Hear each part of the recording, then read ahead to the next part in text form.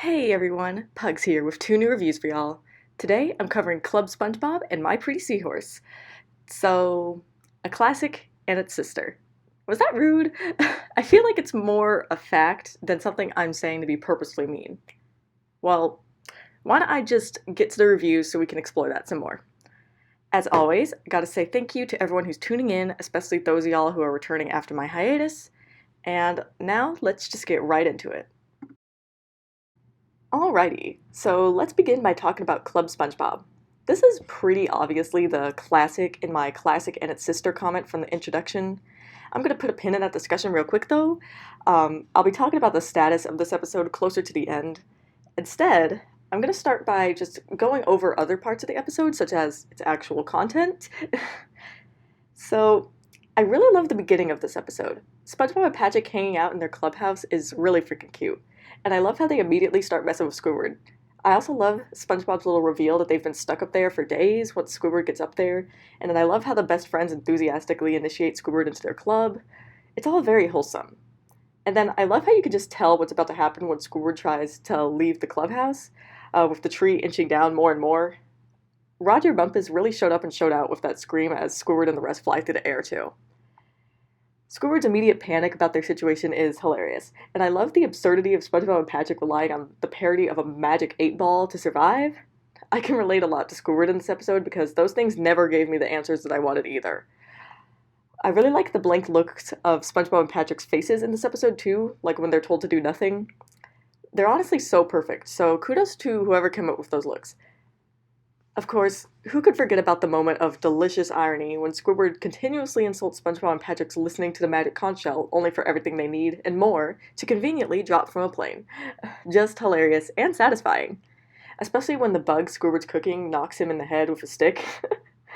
And then things only get funnier when the magic conch shell begins to deny Squidward of this food. Should have believed in the magic. That's all I can say. Though, I would be just like Squidward, perhaps without being so rude.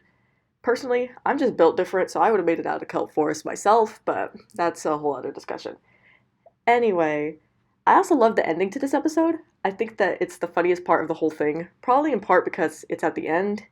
I mean, we've been sitting here, watching Squidward suffer, and when he finally meets salvation, turns out he's a club member too. And all of the goofy expressions and great voice acting just make the whole thing. And then, of course, we have the magic conch shell telling everyone to do nothing at the end, and Squidward losing the last of his sanity, all to round out this excellent episode. And now I just want to talk about some random and general tidbits and thoughts I have about this episode.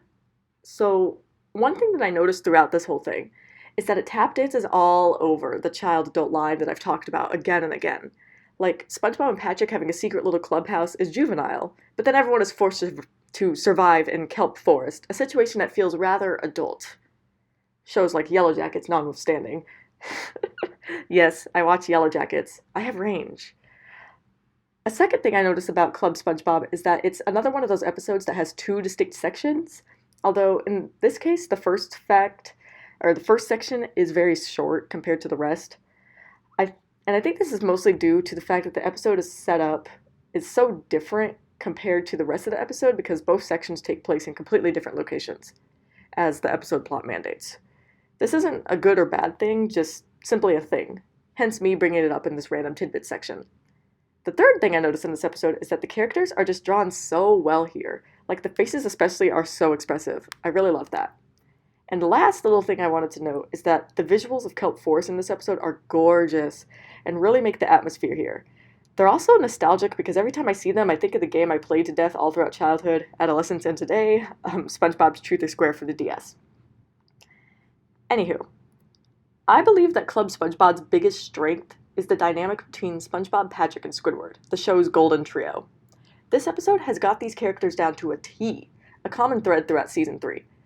SpongeBob and Patrick's childish, naive idealism mixes with Squidward's cynicism very well, and having these three characters drop in the middle of a remote forest was just a stroke of genius by whoever came up with this idea.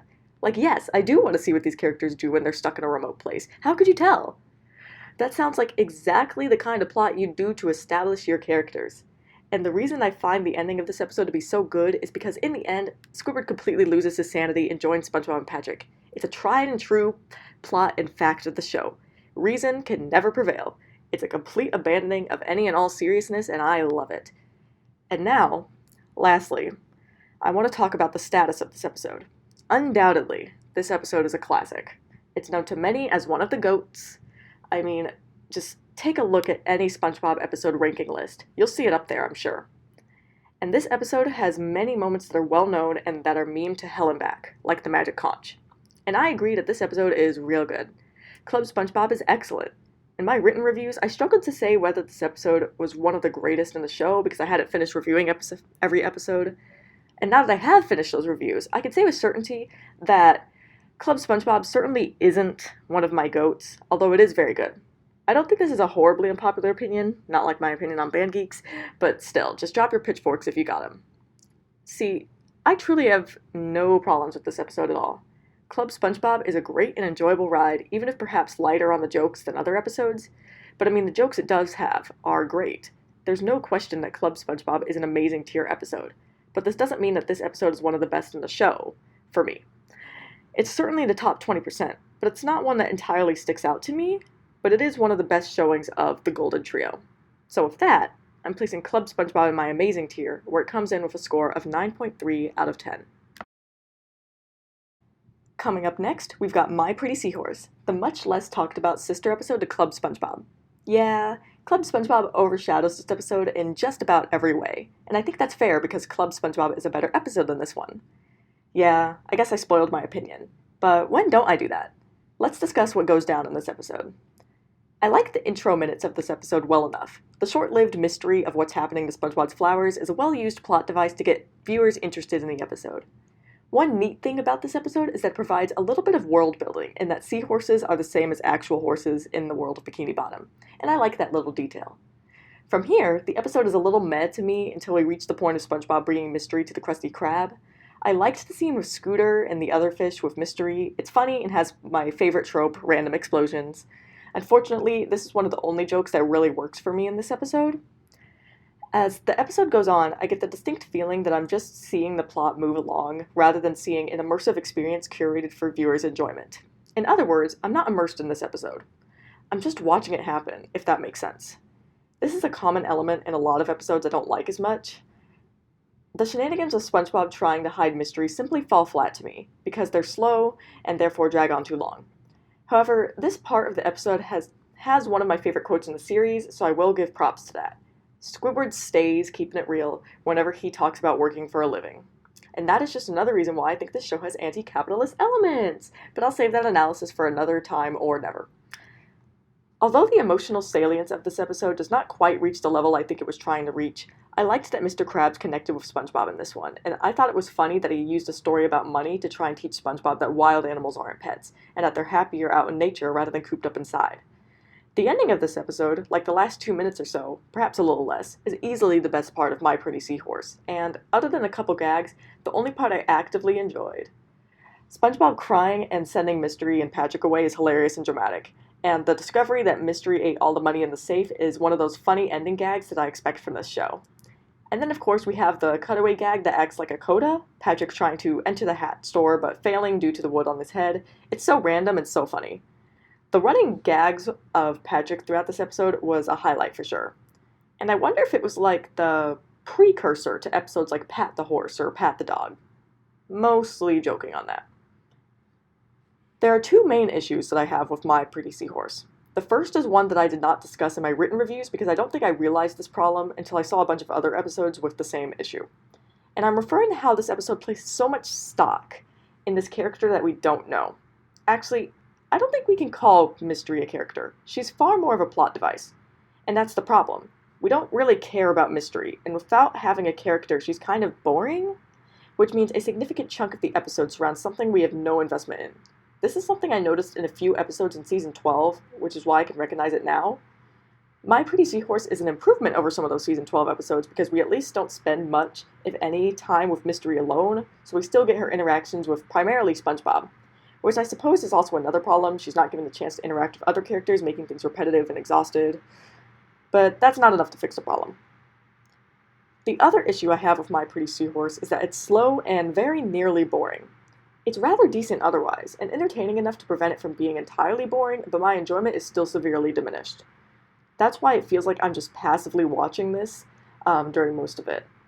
I think that's also why I find myself forgetting about this episode more often than not. My Pretty Seahorse is not a bad episode by any means. It just misses a lot of opportunities, and so it falls a little flat, but it does try. It's not boring and has quite a few good jokes actually, but it's not the most enthralling venture. I think if this episode had more jokes instead of more lulz, it probably could have been in my great tier. As it is, though, this episode is in my good tier, coming in with a score of 7 out of 10. As always, I'll be ending the review with some closing thoughts of mine. I don't think I have very many this go around, though. The review for Club SpongeBob especially was longer than I thought it would be, and it's definitely more expanded upon than my original written review. Same with My Pretty Seahorse. I'm not sure if this is something that will happen with every episode that I review, though I suppose it is the goal, because obviously, why would you watch the videos if I say the exact same thing in the written reviews? Then again, I don't make these videos for anyone but myself, so that argument means nothing to me. Okay, now I'm just talking to myself. Is there anything actually relevant that I want to say? Oh yeah, one thing I did want to say is that I think my written review of My Pretty Seahorse was too harsh towards the episode. And so the score that I continue to give it here, a 7 out of 10, is kind of too low. Now, everything I say in that review I stand by, but I think I did forget a little bit about all the excellent jokes in that episode. Like, one of my favorite jokes in the series, the onion bit, is in this episode. But it's also true that there's a big problem with being kind of boring all throughout this thing. It's got Sunday afternoon vibes written all over it. I saw someone on Twitter once use that to describe the feel of season 6 episodes, and I haven't been able to get it out of my head since, because they're so right. Okay, now I think that's just about everything from me. So I'm going to end the video here, and I'll see you all in the next review.